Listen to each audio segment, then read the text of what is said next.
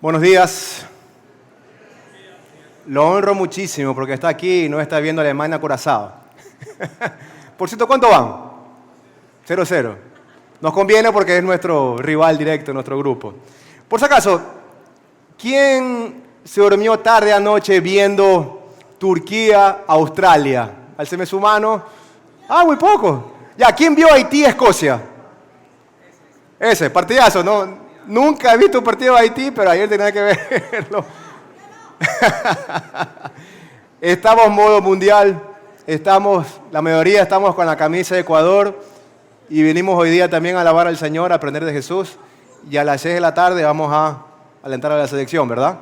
Así que deja que está a su lado, 3 goles del GOAT hoy día, del Ener hoy día. 3 goles de Ener hoy día, vamos. Por ahí decía, no sé si vio el comercio, no sé, la televisión, de que es mala suerte en Filadelfia poner la camiseta de un equipo o algo a la estatua de Rocky, ¿verdad? Así que al final vamos a doblar rodillas, vamos a alzar las manos para que no pase nada. Es broma, no somos supersticiosos, pero que sea un resultado justo para nosotros. Y justo quiero decir que Ecuador gana. Amén, amén o no amén. Amén o no amén. Muy bien.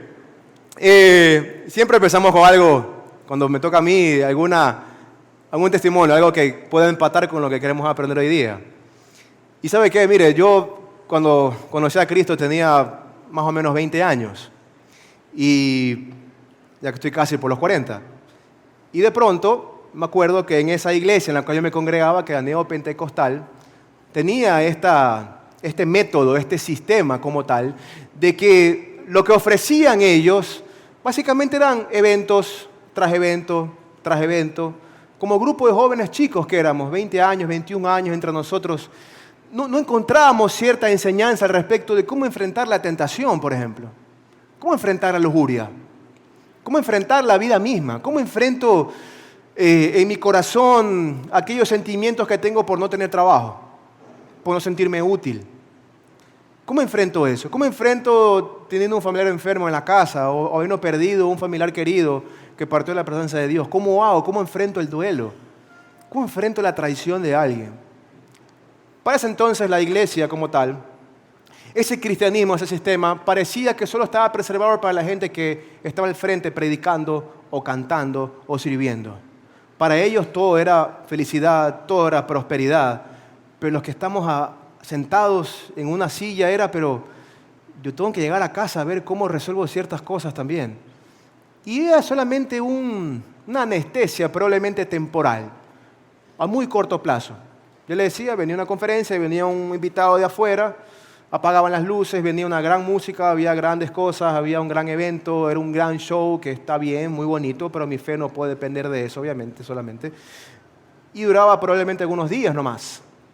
Hasta que de pronto mis amigos y yo, con los que conversamos y no encontrábamos sentido a eso, íbamos todos los días, todos los domingos o sábados al culto de jóvenes, adolescentes, íbamos lo que haya, básicamente, con tal de encontrar algún sentido a todo. Y de pronto íbamos 12 personas entre amigos. Después íbamos 10, 8, 5, 4, y después, un sábado a la noche, iba solo. El domingo, en la mañana o en la tarde, iba solo. Lo que se ofrece en esta parte religiosa era solamente un sistema como tal. Tú haces algo, cumples un proceso y listo. Pero el sistema como tal, que promueve la iglesia actual, evangélica, de todo este planeta mayoritariamente, no conquista a nadie.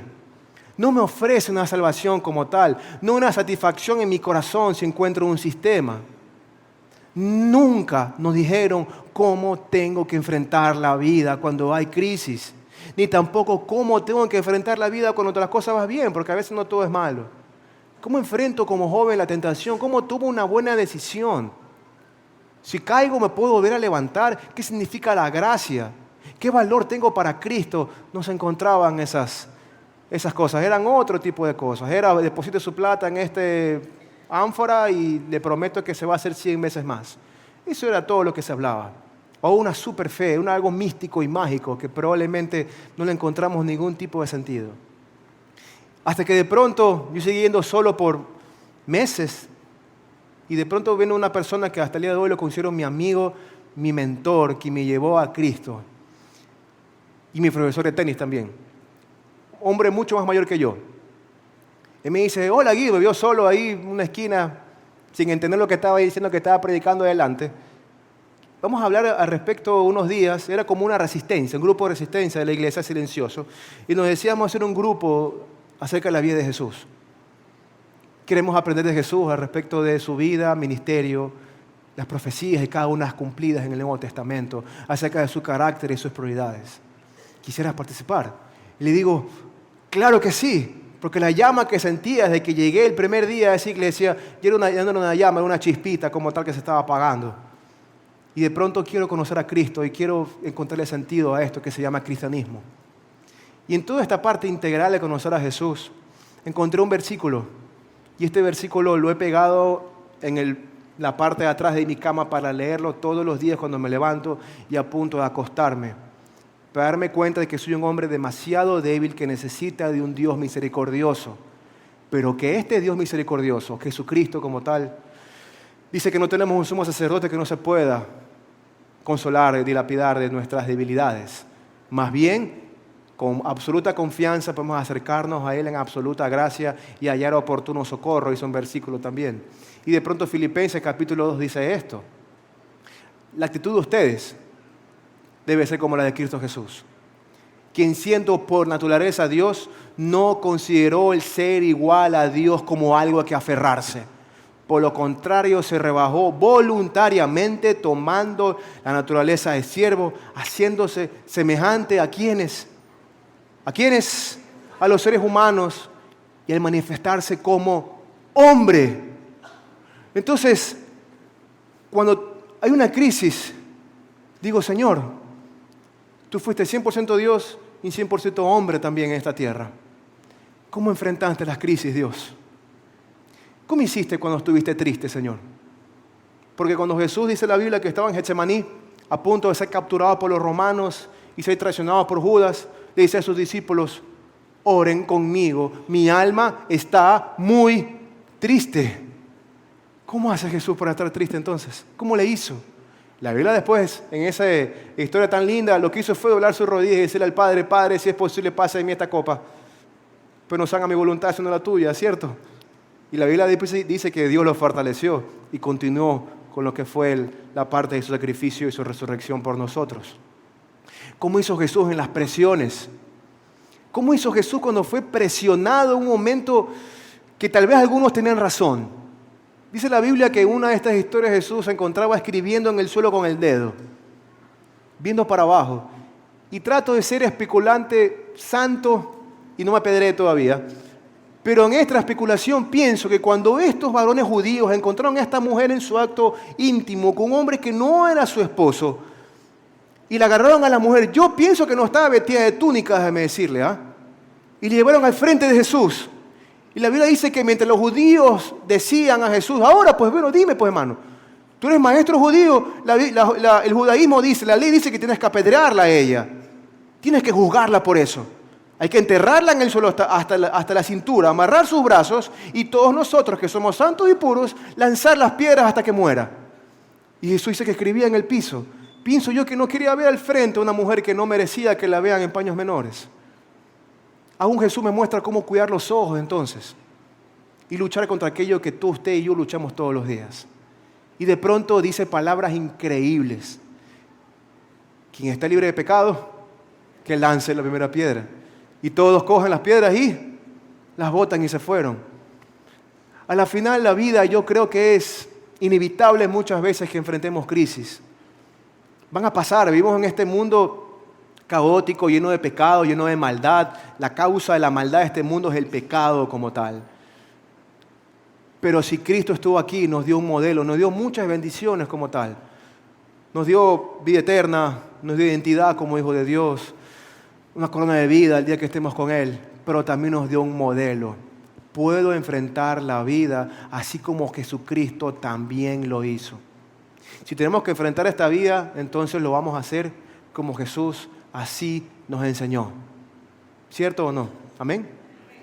Si Jesús tuvo necesidades, de pronto se encontraba crucificado. ¿Y qué le dijo entonces a un soldado romano? Tengo sed. De pronto se encontraba con los discípulos, llegaron al pozo, que era conocido como el pozo de Jacob, ¿verdad? Y de pronto, ¿sabes qué, muchachos? Estoy un poco cansado, vayan ustedes a ver la comida, que yo me quedo aquí. Y se encontró con la mujer samaritana. Jesús se cansaba entonces, por supuesto. Era triste, tuvo tristeza, por supuesto.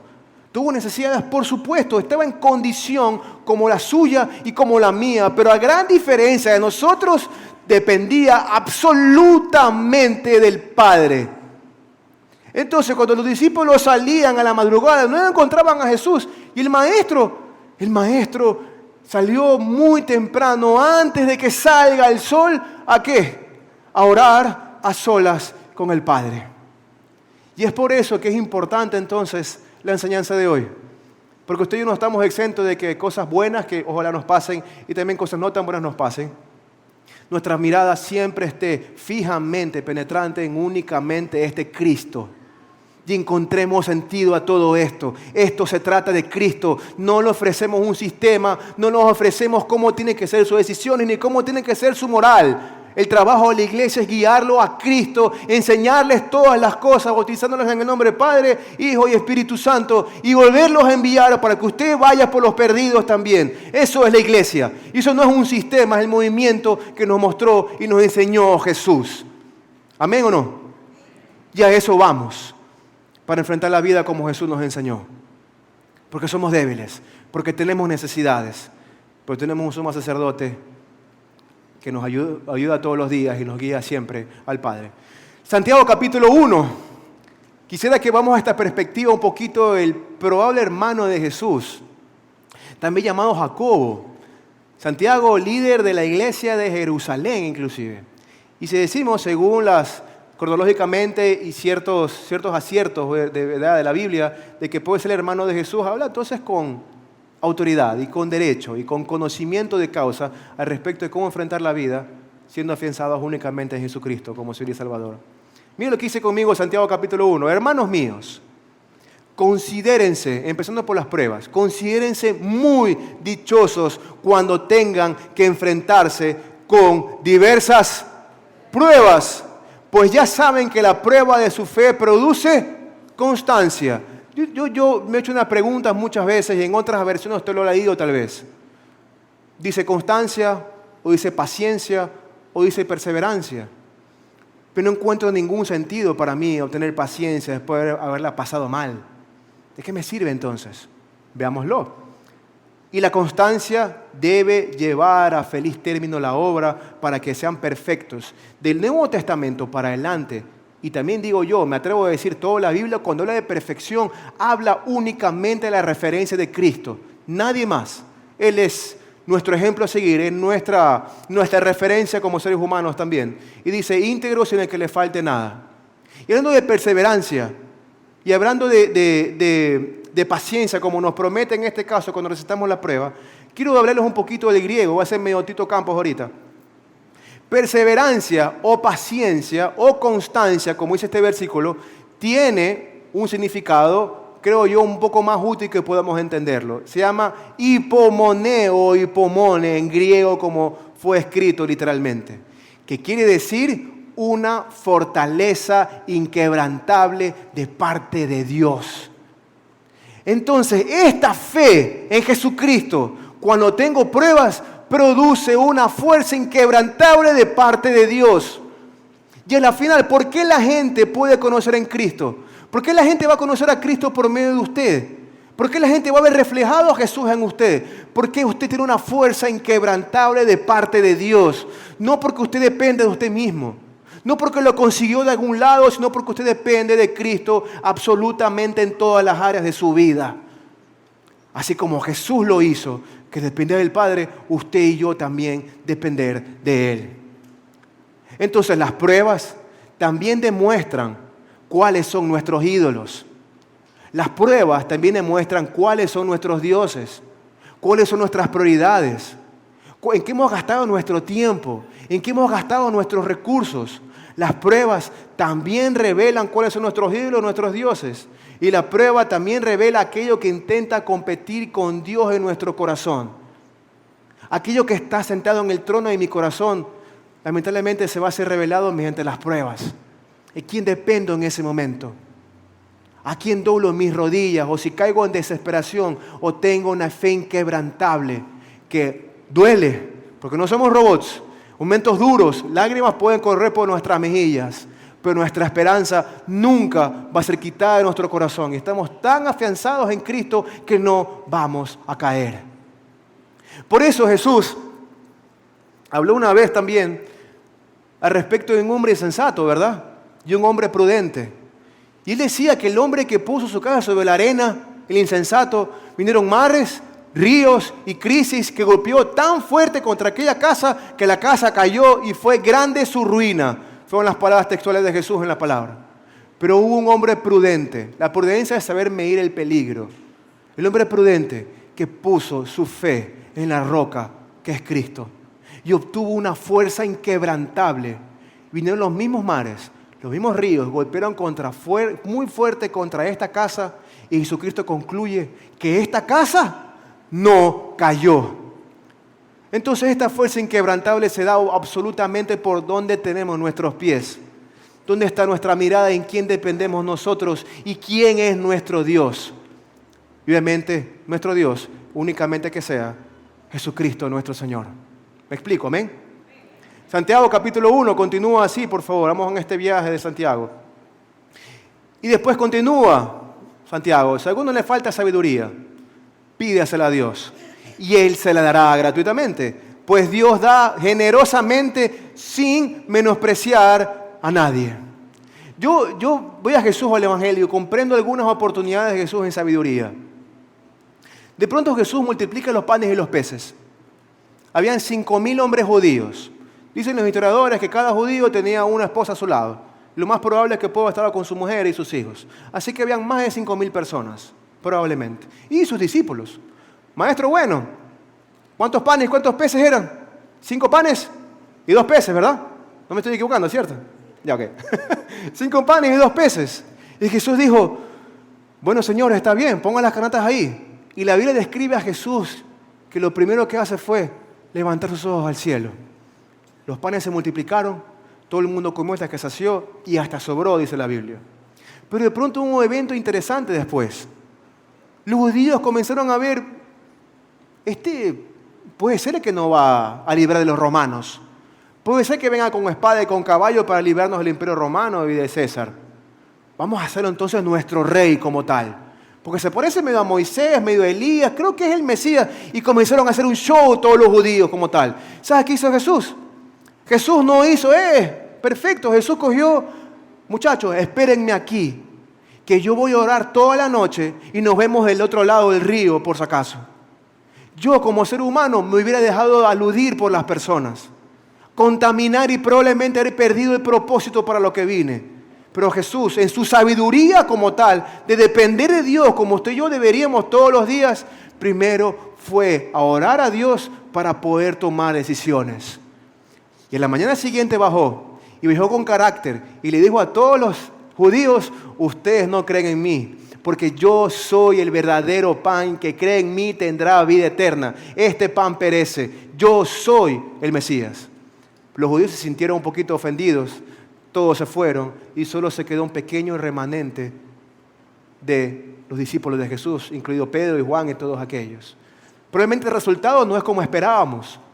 El resultado fue completamente diferente de lo que usted y yo esperamos. A veces oramos por algo que a veces no sucede. Estamos completamente dependientes de Dios y que su voluntad se haga en nosotros lo mejor que nos pueda suceder, según como dice la palabra, absoluta voluntad agradable y perfecta. Porque si yo fuera un crítico evangélico, diría, Jesús oró mal, todos los hombres se fueron, ¿cierto o no? 5,000 habían, pues se quedaron pocos, se quedaron los que deberían quedarse, quienes movilizaron la iglesia, el movimiento del Señor. Por eso oramos a Dios, que Dios nos pueda redarguir el corazón y aún demostrarnos aquello que compite con Él para poder poner nuestras prioridades siempre a sus pies. Continúa, dice, necesitamos depender de Dios en todas nuestras decisiones. Hermano y hermana, usted y yo tomamos decisiones todos los días. El ser humano toma decisiones desde que tiene conciencia. Venimos al culto, no venimos al culto. Perdono a esta persona, no perdono a esta persona. Chismeo de esto, no chismeo de esto. Escucho esto, veo esto. Aún también en el placer, aún también en el pecado como tal. Necesito aún también de depender de Dios y no hacerlo por impulsos. Porque lo más probable como seres humanos, usted y yo como impulsos es, Dios proveerá, tarjetazo. Y ese es un impulso. Y la verdad es que cada impulso siempre va a tomar una consecuencia. ¿Y uno va a ayudar la consecuencia? Por supuesto que sí. Pero el mal rato y ser responsables de aquello no nos quita a nadie como tal. Por eso un hombre que marque un camino aprende a vivir siempre con discernimiento, a saber qué es bueno y qué es malo y no vivir con impulsos. Yo viví con impulsos también y por vivir con impulsos, pensando en un negocio que iba a prosperar toda mi vida, me endeudé por 7 años por una estafa. Impulsos. Pensando que hoy podía estar en Canadá, México y Estados Unidos. No fue así. Dios me sacó de esa consecuencia, me ayudó, me proveyó fuertemente, por supuesto. Pero el mal rato no me lo quita nadie. Y eso es por un impulso de no tomar buenas decisiones. Díganle que está a su lado, sabiduría para buenas decisiones. Amén. Sea conmigo en Santiago capítulo 1, por favor.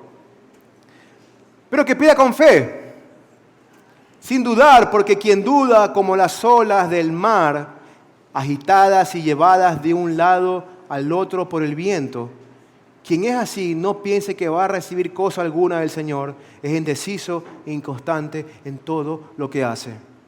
Me gusta la metáfora que es de Santiago. A mí me gusta surfear. Cada vez que puedo lo hago. Vivo lejos. Con todas las crisis que uno tiene no puedo ir nunca casi. Pero entiendo que las olas son recurrentes por algo, por el viento. Viento norte, viento sur, etc. Y son temporales. A veces son así de chiquitas, a veces son un montón de grandes. Las corrientes dependen mucho del viento como tal. Nuestra vida no puede depender del viento, de la corriente de este mundo. Nuestra vida, nuestra fe no puede depender por lo que esté de moda como tal. No puede depender lo que un día es bueno y el mundo diga que es malo y lo que es malo digan bueno. No puedo depender de eso. No puedo depender de las nuevas doctrinas o ideologías que el mundo me enseña. Por eso la Biblia dice que seré indeciso e inconstante. Algún día voy a amar y un día voy a odiar. Un día estoy comprometido con Dios y otro día no. Un día voy a amar a la misma mujer y otro día estoy harto de ella. Por eso que el hombre de doble ánimo es inconstante en todos sus caminos, en otras palabras, como también lo dice la palabra. Porque no tenemos nuestra fe absoluta en un solo Señor como es Cristo. Por eso el pedir con fe, confiadamente en Jesucristo, en esta parte de sabiduría para tomar decisiones, recurrentemente nos va a enseñar a no desviarnos ni a izquierda ni a derecha como tal. Y es por eso que un corazón dividido, decimos, queremos a Dios, simpatizo con Dios, me gusta esto de Dios, me gusta venir al culto, me gusta la música, me gusta que me den la bienvenida, me gusta cómo canta, me gusta cómo predica el alto, el gordito, el bajo, el flaco, el de lentes, el calvo, el rubio, etcétera. Me gusta. Mira que no dije nombre, ¿no? Usted se rió solo. Queremos a Dios, me gusta esto, pero también quiero a mis ídolos. Simpatizo con Cristo, pero también quiero mis placeres.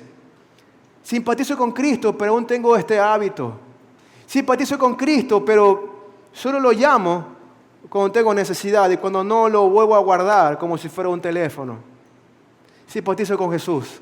Y Jesús no busca simpatizantes, Jesús busca hijos, busca discípulos, busca seguidores que buscan que sigan sus pasos. Amén. Y esta inestabilidad, déjeme decirle, es la raíz de muchos tropiezos. El hombre inconstante, el hombre que está buscando un día así, como ¿te acuerdas del Chapulín Colorado, no? Sí lo hago, decía, ¿verdad? Sí lo hago para enfrentarse a un malhechor, al Cuajinais, por ejemplo. A veces somos así, nos cuesta enfrentar los problemas o cualquier circunstancia que tengamos en la vida, va a ser posible que seamos parte de tropezar por nuestra inestabilidad en el alma. Seamos como este hombre prudente que puso su vida sobre la roca. Vendrán los mares, vendrán los ríos, golpearán fuerte a veces, pero no habrá una caída porque nuestra vida estará cimentada en Jesucristo nuestro Señor.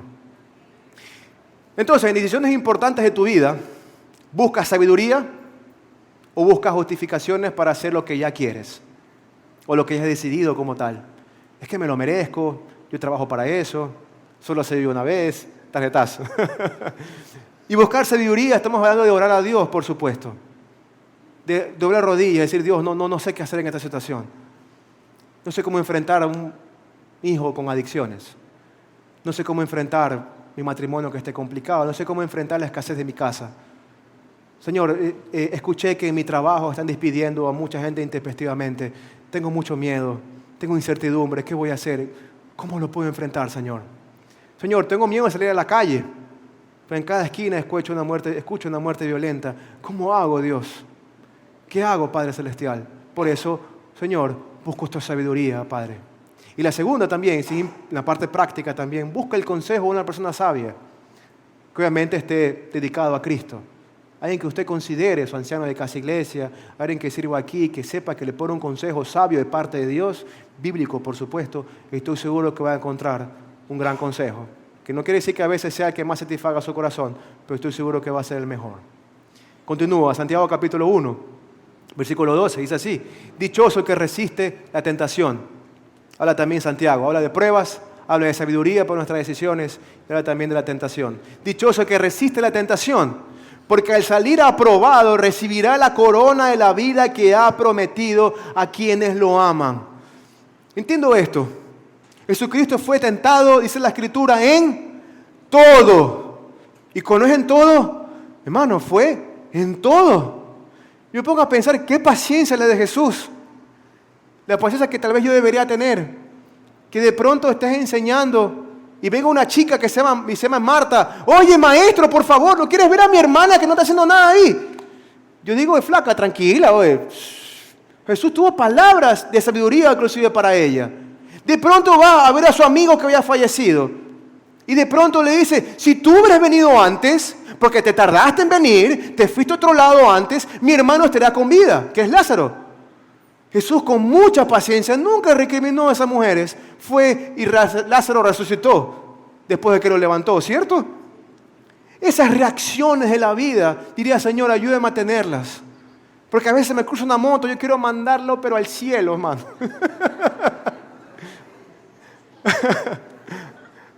Cuando pasa un bus, qué sé yo, tantas cosas. O cuando voy a la tienda, no hay aguacate, por ejemplo. También me pongo mal, hermano.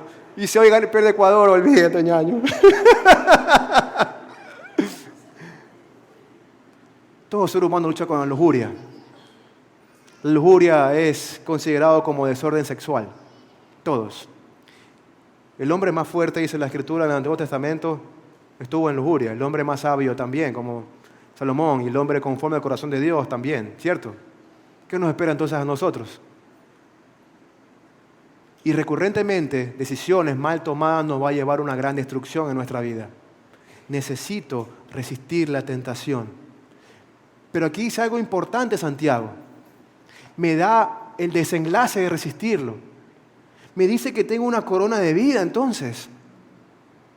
Quiere decir que soy redimido, que usted es salvado, que valgo más la pena que esa tentación que puede estar al frente mío en significado de dinero, o en una mujer, una circunstancia, o un acto de violencia, o lo que fuera. Dice que tengo una corona de vida para los que son aprobados para resistir la tentación con Él. Entonces puedo comprender que la tentación va a denigrar mi autoestima, mi valor, mi identidad, mi futuro, mi propósito. Me va a hacer así el pecado. Si caigo en eso, me va a achicharrar y pisotear. Voy a tratar de comprender que esto no tiene sentido para mí. Pero de pronto dicen, no, Señor, si tú resistes, hay algo más valioso, hay algo más eterno y maravilloso, que es que vas a tener una eternidad con Jesucristo y una corona de vida para ti, para ponerla en tu cabeza. No es una vergüenza que sientes después de haber pecado, es una corona por haber resistido junto a Cristo. ¿Me explico, cierto? Y este premio nos da Jesús por resistir, porque resistimos toda nuestra vida, tal vez muchos años, de la manera que fuera. Pero si veo a Cristo y veo cada una de sus palabras y veo cómo Jesús resistió cada tentación, aún en el desierto con Satanás, aún teniendo hambre, aún teniendo sed, aún teniendo necesidades valederas como todo el ser humano, lo hizo solamente poniendo sus ojos en el Padre. Y déjeme decirle algo, hacia allá vamos usted y yo también, para también resistir la tentación. Después dice, Santiago dice que nadie al ser tentado diga, es Dios quien me tienta. Porque Dios no puede ser tentado por el mal, ni tampoco tienta a Él a nadie. Todo lo contrario, cada uno es tentado cuando sus propios malos deseos lo arrastran y lo seducen. Luego, cuando el deseo ha concebido, engendra el pecado, y el pecado, una vez ha sido consumado, da luz a la muerte. A veces parece que el pecado fuera como si fuéramos el coyote. ¿Te acuerdas del coyote, verdad? Corría detrás del correcaminos y se cayó en un precipicio sin querer queriendo. El pecado no es sin querer queriendo. El pecado es una voluntad suya. El pecado es algo que usted decidió caer, ceder en la tentación. El pecado es algo que fue germinando en mi corazón. Lo planificamos, lo meditamos y lo ponemos después en la práctica. Por eso esto da como luz la muerte. Por eso después el pecado dice que no entra por la puerta principal como un gran error. Es decir, el pecado no es un error, está diciendo Santiago aquí. Error es que usted queme una olla de arroz. Ese es un error. Error es que usted salga de su casa y sin querer queriendo chocó el carro. Usted no fue saliendo de su casa queriendo chocar el carro. Usted sin querer queriendo tal vez dejó prendida la plancha. Fue un error. Es un error. Dejó prendida todas las luces de la casa con la cara que está en la luz hoy día. Fue un error. Es un error. Si está en un restaurante y de pronto su vaso se cae y moja toda la mesa, eso fue un error. Se puede corregir el error. Pero el pecado no es un error. Usted llegó allí voluntariamente, quiso hacerlo en base a la seducción de nuestros malos deseos que se encuentran en el corazón. Y es por eso que estos deseos crecen silenciosamente desde la parte interna, desde aquí adentro. Aquí comienza a crecer aquello que queremos obtener y no podemos. Aquí somos envidiosos. Aquí tenemos rencor. Aquí se mira a la mujer del prójimo como Jesús dijo que no lo veamos. Aquí pensamos delinquir, aquí somos violentos, aquí adentro. Por eso rogamos a Dios hoy que transforme nuestra vida desde aquí adentro para afuera, por favor. Y sobre todas las cosas, cuando tengamos el pecado ahí al frente y estemos tentados a hacerlo, obtengamos sabiduría de parte de Jesús y sabré cómo lo hizo Él para salir por la puerta grande y ser aprobado por Él. Amén. La resistencia no es solo la fuerza de voluntad, de decir yo puedo, es redirigir el amor del corazón hacia lo que realmente satisface. Lo más probable es que para usted y para mí, estos más de los deseos que tenemos en el corazón, es porque encontramos satisfacción grande por ello. Encontramos placer en eso. Pero cuando tenemos una relación personal con Cristo y usted encuentra a Jesús como su prioridad, estoy seguro que será tal vez un poco más sencillo poder resistir la tentación también de todos los días en esta vida. Si nuestra relación con Jesús es más importante, no queremos fallarle a Él entonces. Preguntaremos a Él primero, obtendremos fuerzas de Él para no caer allí. Satisfacción en servirlo, en conocerlo, en adorarlo, en escuchar de Él, en aprender de su palabra, en llevar a otros a que también le conozcan. Allí también hay satisfacción. Y cuando nuestros ojos se abran, entenderemos que eso es mucho más valioso que aquello que el mundo nos puede ofrecer y nos va a lastimar y nos va a pisotear. Por eso resistamos fijando nuestra mirada a aquel que resistió perfectamente toda, como dice la Biblia, que fue tentado en todo, toda tentación, toda. ¿Me explico? ¿Amén? ¿Amén o no? Amén. Y la vida no se destruye por un gran error, sino por pequeñas decisiones repetidas. Tal vez el pecado no es algo que usted salió de aquí y quiso atropellar a alguien. Los gatillos no se aprietan de la noche a la mañana. Tiene que haber un pensamiento recurrente todos los días, hasta que esto dé una práctica catastrófica. Mi hermano, le ruego algo y lo hagámoslo juntos también. Yo he pedido ayuda y yo he estado allí también.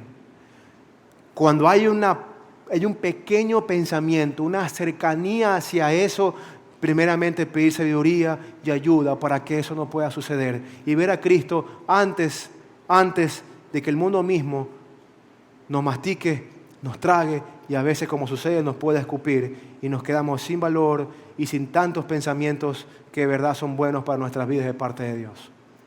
Santiago continúa después de la tentación y habla de esta manera. Y dice, mis hermanos, tengan presente esto, todos debemos estar listos para escuchar también. Ser lentos para hablar y para enojarse, pues la ira humana no produce la vida justa que Dios quiere. Chútica, es complicado, ¿no?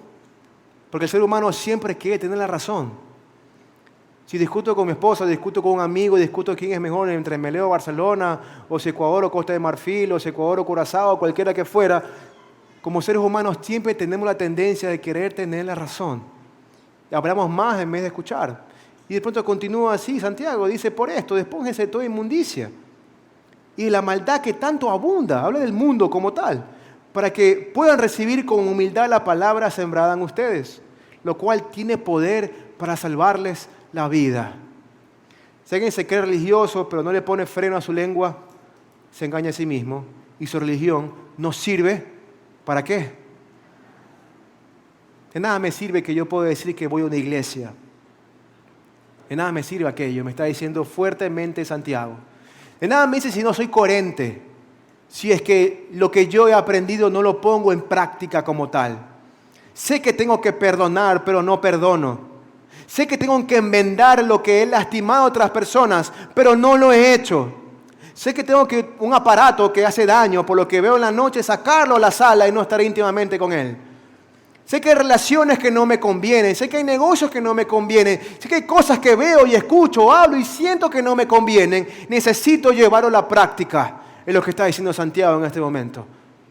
Y es por eso que reconocer que no lo sabemos todo y que dependemos de Dios y que fuimos salvados por su gracia es el principal acto de humildad, de justicia para Dios. Por eso dice también, no se enoje por gusto. Por eso inclusive que aún el necio cuando calla es contado por sabio, ¿verdad? Dice un versículo en el Antiguo Testamento. Aún el necio cuando calla es contado por sabio. Y a veces andan a bofetear a la gente con la lengua. Pero a veces parecería que tenemos un candado en la lengua para no hablar algo que parece que la gente merece. Porque preferimos guardar el corazón de la otra persona por más que tenemos razón. Y continúa Santiago, dice, no se contenten solo con escuchar la palabra. Pues así se engañan ustedes mismos. Llevan a la práctica. El que le escucha la palabra pero no la pone en práctica es como el que se mira el rostro en un espejo y después de mirarse se va y se olvida enseguida de cómo es. A la final, la palabra es eso. Cuando yo hacía bibliomancia, se conoce eso, hace muchos años, cogía la Biblia y no sabía dónde empezar, pues, ¿no? Y hacía un versículo y veía ahí un versículo cualquiera, o los ojos cerrados, ¡pum! Y veía un versículo que decía, Jesús lloró. No entendía en absoluto, ¿verdad? A lo que de pronto entendí después, cuando Mateo 28 dice que Jesús nos envió a ser discípulos, y dice bautizándolos en el nombre del Padre y del Espíritu Santo, enseñándoles todas estas cosas. Hablando del querigma, hablando del Antiguo Testamento, hablando de Jesucristo como el Señor y Salvador, de su sacrificio, su resurrección, su segunda venida como tal. Necesito aprenderlo. Necesito entonces capacitarme y ponerlo en práctica. Porque al final, cuando iba a la Biblia y hacía esta bibliomancia, como les decía, de pronto yo quería ver qué decía la Biblia de mí. De pronto veía que soy un hombre que necesita ser salvado, pecador, y que necesita arrepentirse de sus pecados. Pero más dice, de un Dios bueno, misericordioso y maravilloso que tiene una eternidad para conmigo y para con usted. Y es por eso que necesito escuchar esta palabra. Porque si no, el día de mañana, y no la pongo en práctica, podré olvidarme inmediatamente de aquello. Y no la pondré en práctica y me olvidaré aún también de Jesús que me ama. Y continúa. Dice, pero quien se fija atentamente en la ley perfecta que da libertad y persevera en ella, no olvidando lo que ha oído, sino haciéndolo, recibirá bendición al practicarla. Es como que le diga que yo soy aquí un asesor de Herbalife y peso 300 libras y le digo, ¿Sabe qué? Este polvo que está aquí le va a ayudar a usted para que baje de peso, así como yo he bajado de peso. No tiene sentido, ¿cierto? ¿Verdad? No me va a escuchar y no hay coherencia con lo que digo ni practico. Igual en nuestro cristianismo. Y está en su parte integral de vida. Usted como esposo, como padre, como ciudadano, usted como trabajador, como profesional, siempre pidiendo sabiduría de Cristo. Y antes de ejecutar algo, obtener sabiduría de Cristo y practicar aquellas cosas que usted y yo hemos aprendido acá. Y aún también si está en casa iglesia o algo que estamos ofreciendo aquí, usted lo pueda poner en práctica. Por eso es que no se trata de simpatizar con Jesús, sino de ser sus discípulos. ¿Simpatizamos con Jesús? Por supuesto que sí. Llegamos como simpatizantes. Buscamos a Cristo. Nos gusta lo que nos enseñan. Suena muy bonito, pero no rindo mi vida hacia Él. No rindo mis pensamientos ni mis placeres. No rindo mi corazón hacia Él. Por eso Jesucristo está buscando discípulos, que usted sea un hijo. Porque todo aquel que creyó en su nombre le dio la potestad de ser hijo de Dios. ¿Y qué es esa su identidad aquí a muy, pero muy largo plazo? Por lo tanto, por esa forma no te proponemos ser mejor. No te podemos decir aquí un discurso moralista de cómo llevar tu vida, de decir qué decisiones tomar. Lo que hace la iglesia es decirte, muchachos, principalmente la referencia es Cristo y la Escritura que nos muestra qué hay izquierda y qué hay en derecha. No te proponemos ser mejor, más bien sí recibir a Cristo como tu Señor y Salvador y depender de Él en cada área de nuestra vida. ¿Amén? Pues termino con esta parte. Cuando existen pruebas, pongamos entonces los ojos en Jesús. Pidamos a Dios sabiduría para enfrentar esta vida cotidiana. Sigamos el ejemplo de Jesús entonces para resistir también la tentación. Y busquemos a Jesús y tengamos una relación personal con Él, porque así se forjan los hombres de verdad. Aquellos que se encuentran a los pies de Cristo todos los días, un día a la vez. Así se forjan los mejores padres, así se forjan los mejores esposos, así se forman los mejores ciudadanos, así se forja la humanidad correcta a los pies de Cristo. Por lo tanto, para usted y para mí esta enseñanza es importante, creo yo. Y ruego al Espíritu Santo que nos continúe guiando en lo que queda de la semana, en los días, para seguir trabajando en esto. Voy a depender de Jesús en cada una de mis decisiones.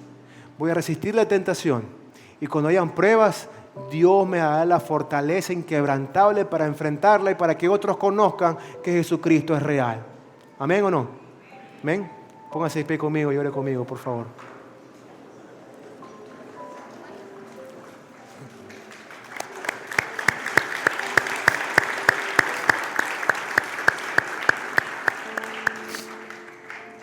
¿Cómo va Alemania?